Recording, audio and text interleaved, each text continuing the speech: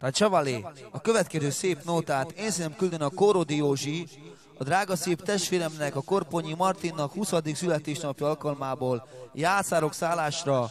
Nagyon sok szeretettel is küldeném még neki az édesapja, a Korponyi Gabi, az édesanyja, a Klaudia, és a testvére, a Dominik.